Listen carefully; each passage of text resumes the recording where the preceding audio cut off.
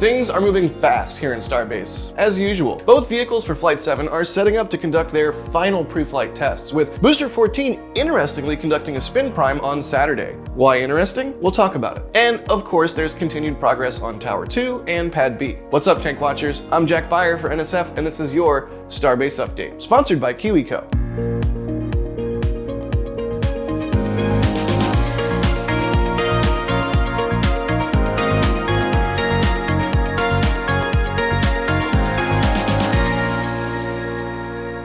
Let's start at the production site, where this week we saw what looked like the transport cradles for last week's giant mystery tube, or a similar structure, arriving at the main gate in Ring Yard. We still don't know what this tube is exactly, but as a reminder, there has been speculation that it might be some type of Pathfinder hardware for Booster version 2. Perhaps it's a landing tank, which would be assembled in the LOX tank around the transfer tube. Yes, that's right.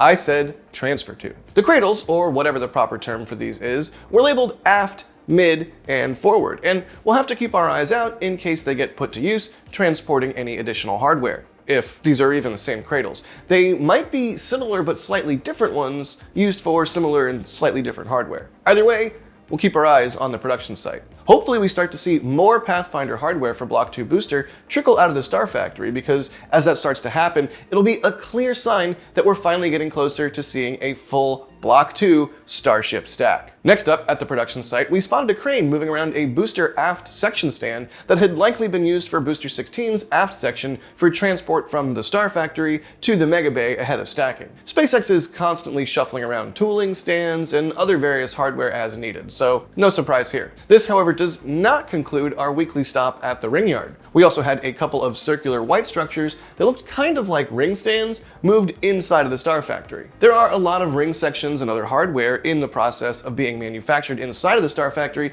so having more tooling inside of it to get rings and stacks on makes total sense. Speaking of rings, not every ring makes it at Starbase. For example, this one. It might have been used for a test of some sort, or to calibrate a new welding station, or perhaps it failed an inspection, but either way, it was moved to the storage and scrap area at the Sanchez lot, where it will be scrapped and thus returned to the pool of raw steel that makes up all great things, and so complete the circle of steel. Moving down Highway 4 a bit, the gap between the office and the Starfactory is ever shrinking, with more paneling being installed. Once this thing is finally complete, it's sure gonna look sweet, and we'll finally get to stop talking about it. You can see here how SpaceX is removing the protective white layer on top of the black panels on the side of the Starfactory, as we've seen them do with previous panels. Here's a new one of these panels being attached to the metal mounting surface between the structure and the exterior of the building. I really do not envy the people having to do this work in the wind and the rain and all the weather we've been having this week.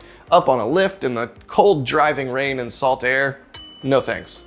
Seriously, props to everyone at Starbase who guts it out and gets things done. On the off chance any of you hardworking maniacs is actually watching this right now, thank you for helping to build the future. Later in the week, a bunch of mystery boxes arrived on a flatbed. There were multiple reinforced boxes. The question is if they arrived with something in them, or if they're just storage boxes for somewhere at the production site, Starfactory, launch site, what have you. Sadly, NSF does not have a way yet to look through boxes that are not transparent. Yet. Moving now to look at an old friend, Booster 12, it seems SpaceX is still not done with inspections on this historic first caught booster, which remains stored in the rocket garden. A worker was visible on top of the booster this week inspecting something, but because of the camera's angle, it's incredibly hard for us to tell exactly what they were looking at. Side note, I really hope SpaceX is not even close to thinking about scrapping this historic booster, but then again, it is SpaceX. Ideally, Booster 12 and whatever other vehicles SpaceX deems allowed to stand the test of time get stored somewhere prominently someday. I'll forever hold out hope that we'll get the return of a rocket garden of some kind that's more accessible to the public. I know space is limited in Starbase, but hey, a guy can dream. It's so important to have historical artifacts preserved and displayed where the public can see and interact with them. It helps inspire people, especially kids. I mean, I remember seeing the Rocket Garden at Kennedy Space Center or an SR-71 at the Smithsonian, for example, when I was a little kid, and you better believe those experiences made an impact on me. While we're on the topic of making an impact with kids, we have the perfect sponsor this week for that. QEco. When I was a kid, my dad would get me these cool electronics boards that helped teach me what a circuit is or what a transformer does. And I always remember loving playing with those things. Having fun with hands-on learning is so important for developing lifelong skills like critical thinking and problem solving. KiwiCo clubs are a great way to gift the little ones in your life with something that is fun, educational, and builds important skills. It's not just about a single gift either. It's about a series of learning adventures that build up each month as part of a bigger theme. There are 5 clubs to choose from, with things ranging from art and world discovery to science and engineering. I got the Hover Disc Arena, and believe it or not, I enjoyed putting it together. And more importantly, I can see how building it would be enlightening for a child. After all, it's basically a tutorial on how hovercrafts work. Joining a KiwiCo club is easier than ever. All you need to do is choose a club that fits your child's age range and interests the best. Pick a payment plan, pay every 1, 3, 6, or 12 months, and join. Then you just sit back, relax, and wait for your first crate to be delivered. Plus, as you complete more crates, you'll explore more topics. Plus, there's cool member perks like free shipping in the US, a 10% discount on any order, a birthday gift, and early access to new crates. Earn rewards, unlock exclusive digital content, and tackle more challenging projects as your child's skills grow. So, to enrich the minds of the little ones in your life, go to kiwico.com/NASA Spaceflight or use code NASA Spaceflight to get 50% off your first crate of a monthly club. Thanks again to KiwiCo for sponsoring this video. Now, let's talk about the future of Starship. Specifically, the hardware for Pad B that will be used to launch ever-advanced versions of this already incredible machine. Over at the Sanchez storage lot, work is progressing on the hardware for Tower 2. We can see the reinforced QD arm, and behind that, the second tower's chopsticks. You can see several brown spots where reinforcements have already been done on the new design of the second tower's shorter, stubbier arms. It'll be interesting to see if these kind of reinforcements become more standard on future chopsticks for future towers. For now though, retrofitting is the name of the game. Same as we saw on Tower 1. And I'm not complaining, for the record. After all, retrofitting is just a cool word. Here you can see someone working on these reinforced areas, which you can see in brown once again. Once the reinforcing steel is in position and installed properly in each location,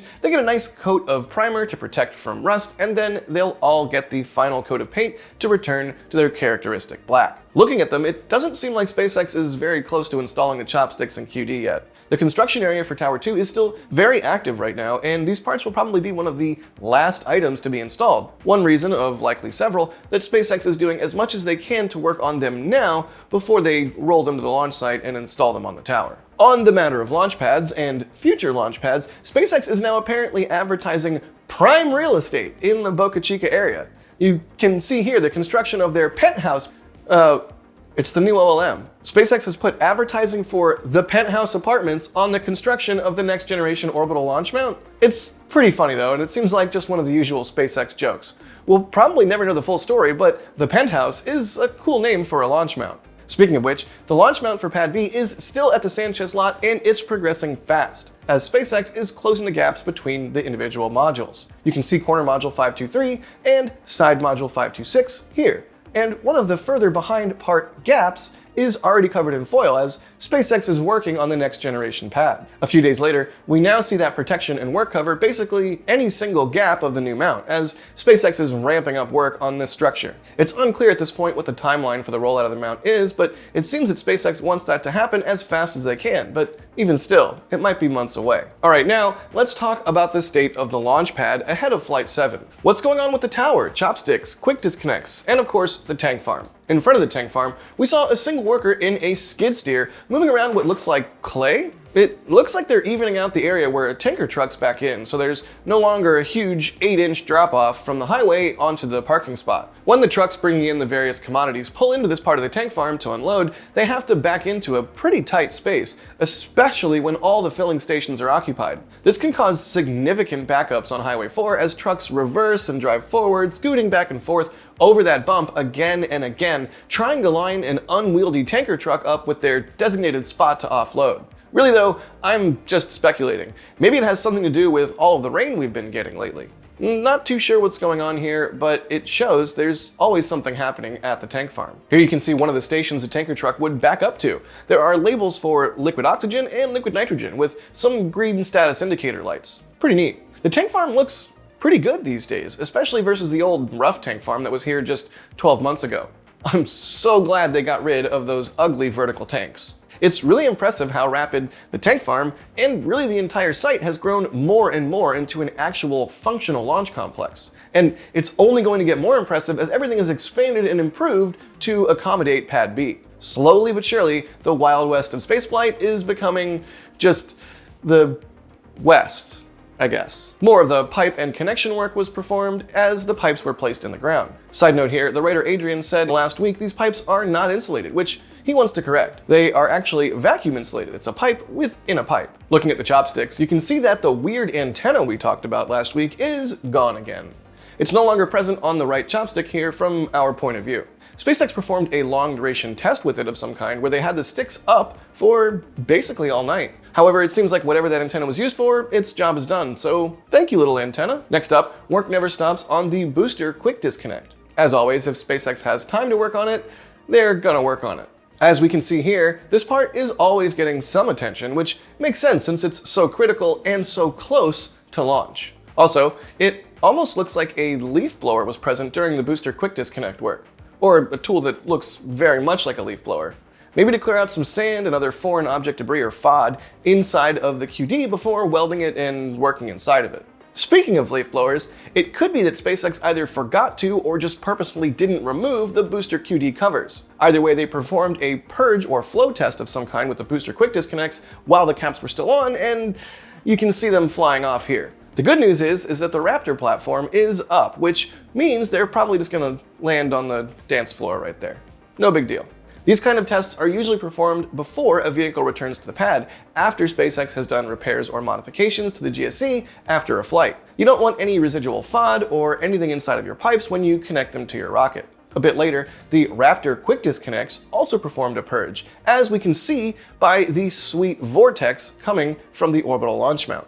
Again, it's standard procedure to do this sort of testing when getting the pad up and running again after launch. Once it's good to go, the first order of business will be testing Flight 7's booster, Booster 14, which we'll talk about here in a second. Just a bit further up in the air, the ship quick disconnect was also worked on and inspected this week as an army of workers swarmed this particular piece of Stage 0. In the flow for Flight 7's launch, we're a ways away from the full stack still, since Ship 33 hasn't static fired yet, so the ship QD isn't needed yet, but it still makes sense to get this work done now.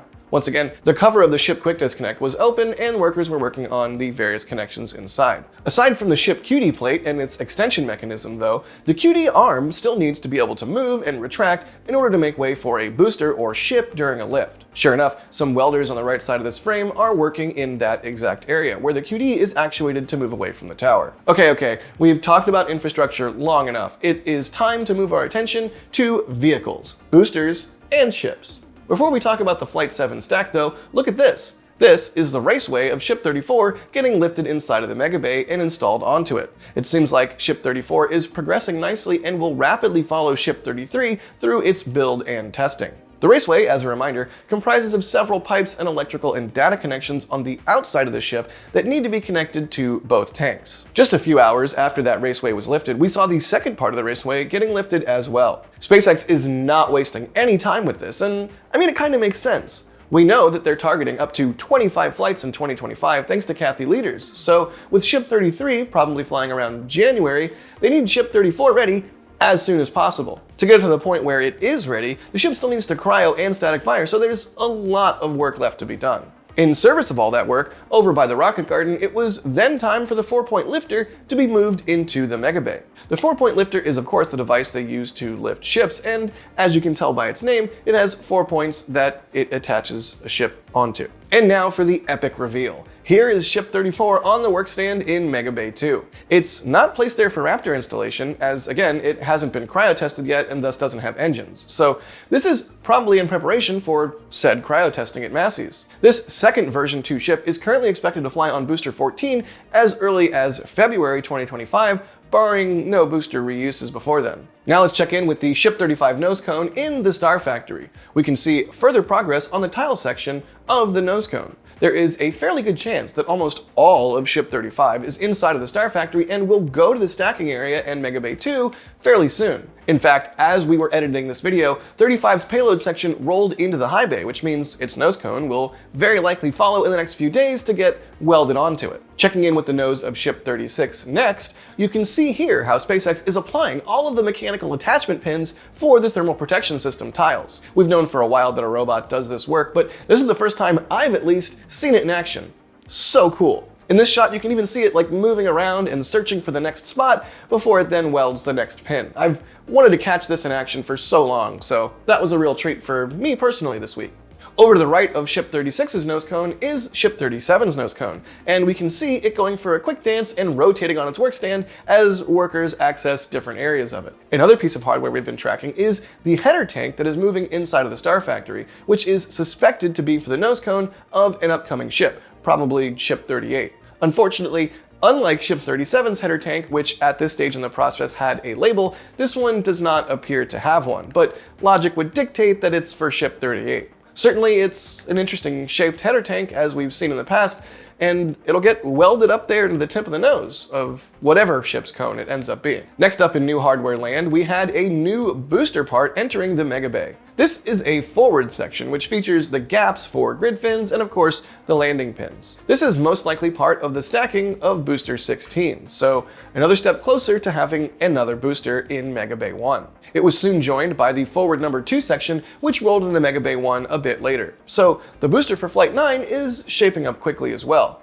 Well, that's assuming, again, no boosters are reused until then, so we never know. Okay, now let's move our focus to the fact that Flight 7 might just be a few weeks away. One of the very first early signs that the flight vehicles were about to move was the fact that SPMTs left the production site and made their way to the Massey outpost. Here you can see the SPMTs crawling down Highway 4 past our river lot. Why is that a sign, you ask? Well, the thing they can pick up at the Massey outpost is the static fire stand for ships, which Ship 33 would need to be installed on before being moved there for a firing. Closer to the end of the week, you can see the static fire stand rolling back to the production site on those very SPMTs. For now, it's stored next to the Starfactory in the ring yard. But once Ship 33 is ready, they'll lift it onto the static fire stand and roll it to Massey's. So, hooray! The first Block 2 ship is close to engine testing. I really hope they open the forward flaps all the way for this testing because we still haven't seen what that looks like for a fully stacked Block 2 ship and its new flap design and placement.